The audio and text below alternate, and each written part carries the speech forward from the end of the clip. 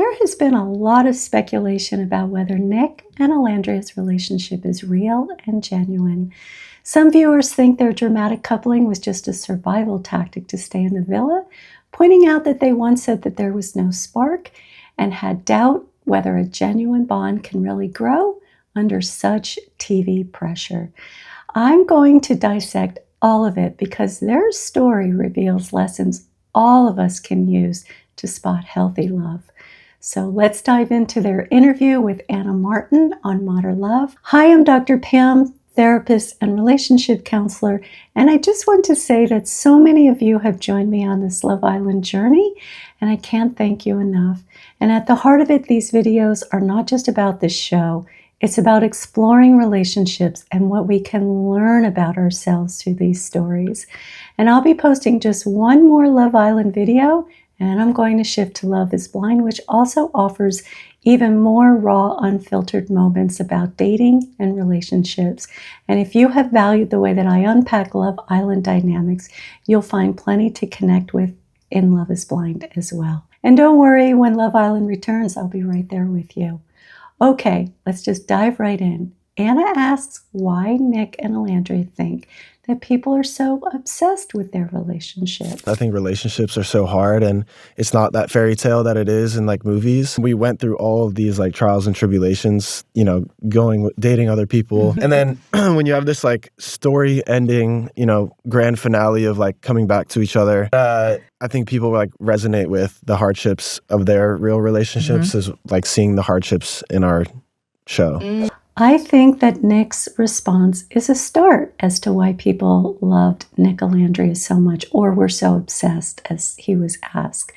Yes, relationships are very challenging, and yes, people love a love story that has trials and tribulations with a happy ending. However, let me take it a bit further. We are all wired for love. We crave it, we need it, we thrive on it, yet the very thing that we crave most is also what can wound us the deepest. Watching Nic and Olandria after their separate heartbreaks, Nic grieving Sierra's departure and Olandria stung by Taylor's rejection, many of us recognized that heartache. Most of us know what it's like to be both hopeful and guarded after loss. Their willingness to lean toward each other shows a kind of quiet courage, choosing to risk love again while still carrying old hurt. But this is also where people began to question whether it was a strategic move to stay on the island. So let's walk through that. Single for 5 years, and I truly felt like this time I actually was getting it right. I want to find love so bad, y'all. I really do. That's about as genuine and vulnerable as it gets. Olandria shares how badly she wanted to find love when she thought she might have to leave. So let's walk through that a bit. We know that the show gave Nic and Olandria the option to couple up, and this was their response. Olandria and Nic, you have a choice. You can remain single, but you must leave the island tonight, or you can couple up and return to the villa together. Me and you couple up. Yes. Oh shit. Oh my god. Oh my goodness. Did you see this coming? Bro, no! I think there's only one right answer. Let's go to the... Okay, so when they got the text asking if they wanted to couple up, both said yes.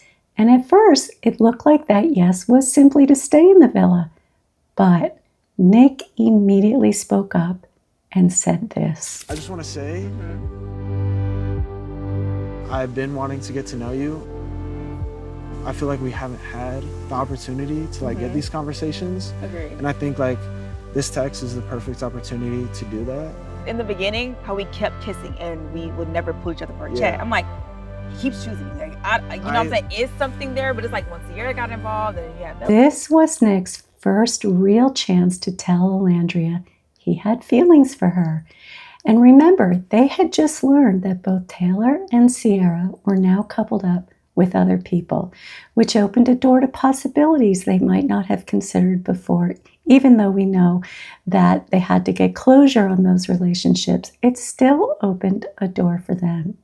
So next, Olandria answers the same question Anna asks, why she thinks that people are so obsessed with them. And then with him being a fair-skinned male and I'm a dark-skinned female, but seeing me being loved out loud resonated with a lot of people in my community. It's like, oh, this is beautiful. Like, dark-skinned Black woman being yearned for and loved out loud by someone that looks like Nic. It's like, this is beautiful. Like, this is like healing the world in a sense, because you don't see this often, especially not in real time. The idea of watching a man yearn for a woman taps into something almost universal. The longing we all have to feel desired. That's the beauty of the beginning of a relationship, when we naturally feel wanted and pursued.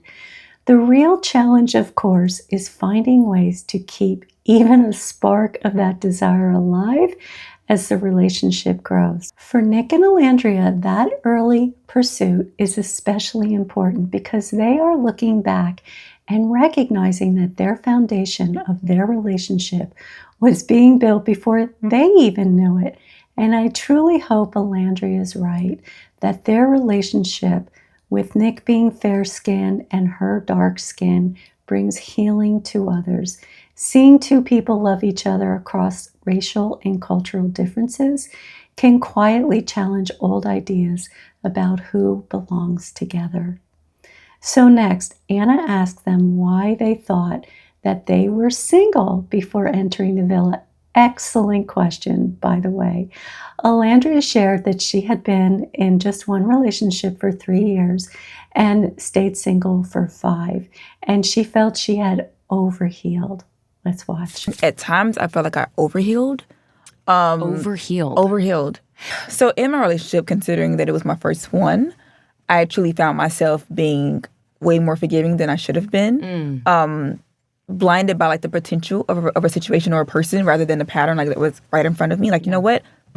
You're just not, instead of just seeing it for what it was, I just saw it for what I wanted it to be. Olandria's experience is not unusual, especially for a first relationship, because that's when we're learning. Many people stay with someone for the potential they see rather than for what or who the person is in present time. There are so many reasons this happens. Sometimes you are naturally understanding and forgiving, like Olandria may be. But if that is true, then you need to guard against overextending that understanding. Or another reason is you might carry an ideal of what you hope for in a partner and keep living in that hope instead of facing what is. You may feel that you have invested time, emotions, memories, and don't want that investment to feel wasted. And with a first serious relationship, there's always a learning curve, as I said. Growth and self-awareness take time. There are countless other reasons people stay for the potential rather than the reality, but at the heart of it is the same. We are all learning how to recognize when love is mutual and present, not just possible. And after I just done away with that situation, I was like, you know what? The first red flag I see, I'm out. Like, I cannot, like the moment that I forgave somebody so much, I looked up and 3 years passed me by. It's like you learned your lesson so much from the hurt that you went through. Exactly. That it was sort of like, after that, you were very strict. If there's one red flag, as you say, I'm out. Overhealed. I like that. Overhealed, literally. I'm going to shift this a bit from overhealed to moving from one extreme to another. And that is something I see often in many areas in the lives of the people that I counsel. So thank you, Olandria, for giving me the opportunity to share this with all of you. When we've lived at one extreme, like Olandria, extending too much forgiveness, we can swing to the opposite side. In her case, the moment she saw one little red flag, she was out. This happens because the middle ground feels too close to the old pattern. Staying at the far end feels safer, as it almost guarantees you won't slip back into over-forgiving in Olandria's case. And I see this with so many experiences. So, for example, someone who has spent years over-accommodating others, they might swing to the completely other side and stop accommodating altogether, fearful of falling back into over-accommodating again. The real work is finding your way to the middle, where healthy balance lives. Okay, so with all of this in mind, some people are suggesting that Nic and Olandria's relationship wasn't real because it looked like they moved too quickly after their relationships with Sierra and Taylor ended. But one thing that many may not have considered is that Olandria may have simply wanted to stay open-minded to new possibilities, just as she committed herself to do when entering the villa. I also have thoughts on why Nic may have moved on so quickly, and I'll share that with you shortly. So when I was asked to come onto this show, I was like, you know what, Olandria? We're going to believe in second chances. We're going to believe in giving grace, extending grace. Like, you're going to know the value in that, which is why me and Taylor's situation dragged out for so long. Because I didn't want to be that girl anymore to write people off immediately. It's like, you know what? I'm not coming into this show with that same mindset. I want to be more open. I want to learn the value of second chances and the value of giving grace. Did it kind of get me embarrassed? Yes, but I learned so much from it, though. She entered the villa with the goal of finding that middle ground. So naturally, she struggled. Finding balance is hard for anyone. And doing it in front of cameras while cut off from friends and family, who usually help you stay grounded, is even harder. You can see how she wrestled with it. She wanted to extend grace to Taylor, as she said, but may have gone a little bit too far. That is the trap of extremes. They can feel easier in the moment to be in the extreme, but they are actually harder to sustain. The middle ground is always the healthiest place to be. Still, she did a very good job, and I hope she doesn't feel too embarrassed, because her openness gives us all a chance to see how challenging and important growth is within a relationship. Anna also asked Nic why he was single before entering the villa. He explains that he had been broken up with his ex for about 1.5 years and was simply enjoying traveling when the show reached out. He thought, sure, it might be nice to have a girlfriend. And then Anna asked if he felt ready for a relationship. And here's what he says. Honestly, at that time, I don't know that I would be ready. Looking back on who I was back then, no. But looking back, like, I've grown through this process, and I've realized that it would be nice to have like a person, you know, to do life with. Because a lot of these times when I was traveling, I'd be doing it alone, and like I'm always thinking like there could be someone out there who I could be doing this with. Right. And, you know, sharing experience with somebody is, for me, more fulfilling than doing those experiences by myself. That's thoughtful self-reflection on Nic's part.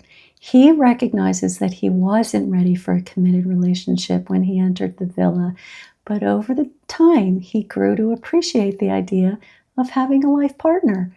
I also remember him saying that Olandria brought out his more mature side, while he brought out her more playful side, showing how they create balance for each other. It seems that Nic has come to see how a partner can enrich his life in ways he hadn't considered before being on Love Island. That shift from simply enjoying travel and independence to valuing mutual growth and companionship shows growth and a deeper understanding of what lasting partnership can mean and look like. So next, Anna talks with Olandria about her relationship with Taylor and shares that it was tough to watch her work so hard for a connection when it didn't seem like Taylor was reciprocating, and asks her why she puts so much work into that relationship. And let me say this, by understanding what Olandria experienced with Taylor, it will help us see the depth of her connection with Nic, because it shows what she learned about what she truly needs and how she hopes to be cared for in a relationship. And as she mentioned earlier, Nic showed a yearning for her that I didn't see Taylor show her. So let's see what she says. Because Taylor was reciprocating the energy. It just was edited to where you guys couldn't see that. You know, you think I were really putting all this effort into a man that's not putting in an effort for me. No, I know I'm confident, and I've been trying to clear that up as much as possible in the media, because I'm like, I am not delusional, guys. I know my worth. I am a beautiful woman that has a lot to offer. Taylor was putting in the effort. I can understand why Olandria wants to shift the narrative that she was pursuing someone who wasn't reciprocating. That can feel publicly humiliating, and she doesn't deserve that. It's possible that he was showing interest behind the scenes. However, Olandria did share that she never felt fully confident in her relationship with Taylor. As much as I do like this connection, I don't feel secure. I don't feel confident. In addition to that, Olandria shares with Taylor what she needs from him. It's gotta be nothing drastic. Whatever you feel comfortable with. Your hand on my leg. Like, it's just something very subtle, very simple. I don't want to put too much pressure on anything because I feel like that's just ungenuine. It doesn't look natural. I just want you to know, like, I'm okay with it. I just want to just put that conversation out there. Keep it in the back of your head. No rush. She was trying to communicate to Taylor what would make her feel secure in their relationship. And this is why it is so important to understand the difference between what you want in a person and what you want in a relationship. And I'll say more about that because it's so important. But first, let's watch this. He was a gentleman. The women loved him. He was very attention to detail. He remembered people's tea orders, coffee orders, breakfast. How did I say breakfast? Like, he was very good with women. Mm-hmm. I love the way he treated women. And when I say I wanted a cowboy, I like the mannerisms of men from the country. I truly feel like when it comes to chivalry, opening doors and things like that. Olandria noticed how thoughtfully Taylor treated women in general, opening doors, being polite, and that's lovely. But what truly matters is how someone shows up inside an intimate relationship. The small courtesies are nice, but the deeper question is, how does this person engage with you when it really counts? She even mentioned wanting a cowboy because of how they treat women, which shows a common pattern. We can often focus on traits that we want in a person, but like I said, forget to name what we need in a relationship. Olandria knew the qualities that she liked, kindness, chivalry, but may not have considered the relational qualities that sustain love, like emotional maturity, skill in handling conflict, and thoughtfulness about a partner's needs. Here are a few green flags for you to consider. Do they share their feelings and listen to yours? When there's disagreement, do they stay respectful and work toward resolution or pull away and blame? Those are the green flags that show someone is really stepping into a relationship. And that's the place where it seems Taylor may not have fully stepped in with Olandria. Not certain, of course, but it's an important takeaway for all of us when we think about healthy love.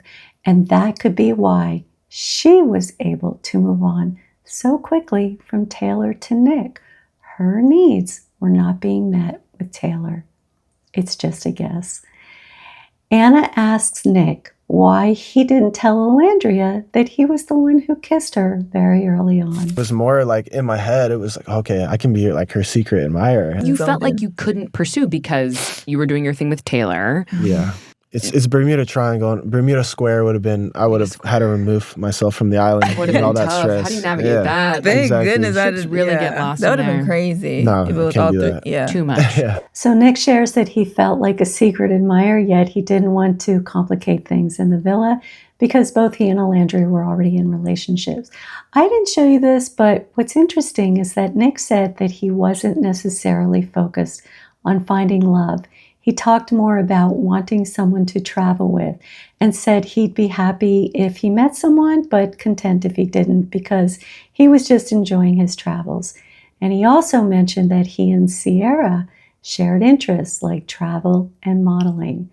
That might explain why he moved from Sierra to Olandria so smoothly. His connection with Sierra may have been more about shared experiences than deep emotional attachment.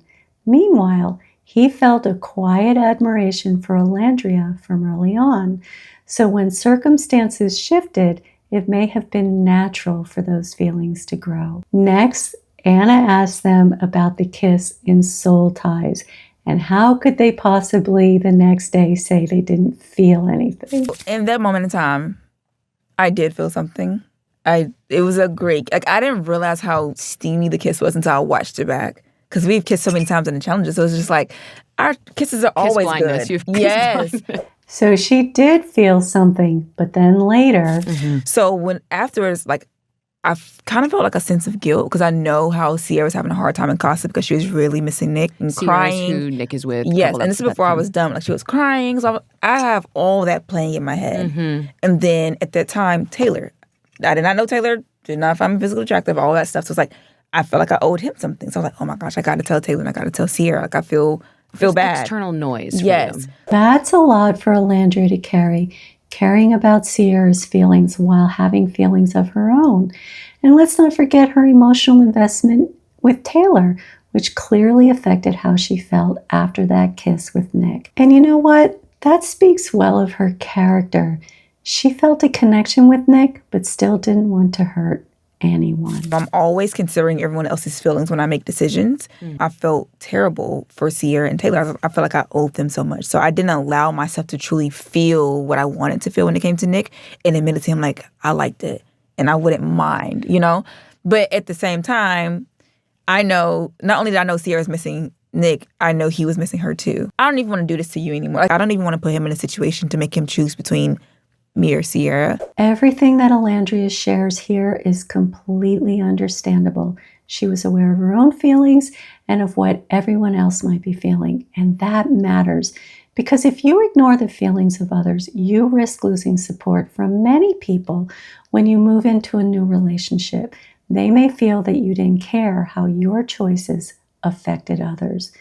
In my Nic Olandria video, I said that they needed to find real closure in their relationships before exploring their feelings for each other. Without that closure, their new relationship could have been tainted by unfinished business. You're thinking about basically everyone else except for yourself. Me. Exactly. And that has been my downfall my entire life, always considering everyone else except for Olandria. That is a concern that I have for Olandria. She puts other people ahead of herself, even when it might be unfair to her. And it is hard sometimes to find that middle ground of caring for others while caring for yourself at the same time.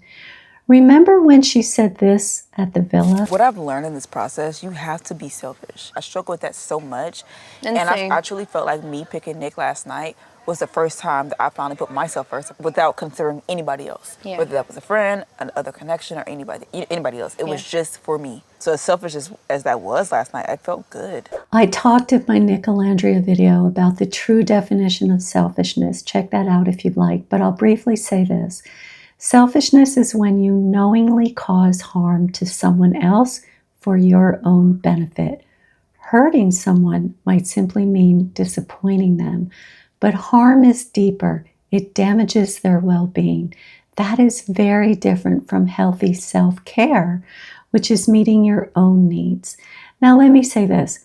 I think that Olandria made the right choice when she waited until they had closure on their relationships or just even needed to explore their relationships with Taylor and Sierra. If they had completely ignored Taylor and Sierra, that would have been very harmful. So they went about it the right way, not a selfish way, but a way where they found closure, and then they were able to move on with each other in a very healthy way. So next, Nic addresses his thoughts about the kiss in Soul Ties. And you watch that playback, it's like, how are you going to tell me that you didn't feel... I'm looking at myself, telling myself... He literally zoned out Nic, for a moment. No, you looked drunk after that kiss. You were like... Yeah. I'm telling Nic on the screen. I watched it on TikTok because I watched the edits, and I'm like, Nic, you're gonna tell me that you didn't feel anything right there? That's some bullshit. I just love that Nic said, how can I tell myself that I didn't feel anything? Like, just look at my face. He's basically saying his reaction was as authentic as it gets. So next, Anna asked them how they would describe their connection to each other. I think it is a slow burn. We started off as close friends. I love that. And everyone knows I'm a slow burner. So, like, it's kind of like me and Nic was building in on this story that we didn't even know. Like, it wasn't even, published yet. Like, we were just adding to it every single episode. You know what I mean? I think part of what they're expressing here is this. How can anyone question the genuineness of our connection? They didn't plan it, and it took time for both of them to even understand what was happening between them. That slow realization can actually be a sign of something real, a connection that grows naturally rather than being rushed or staged. It shows they weren't trying to force a storyline. They were simply catching up to what their feelings were already creating. So next, Anna asks them if they feel pressure because so many people are invested in their relationship.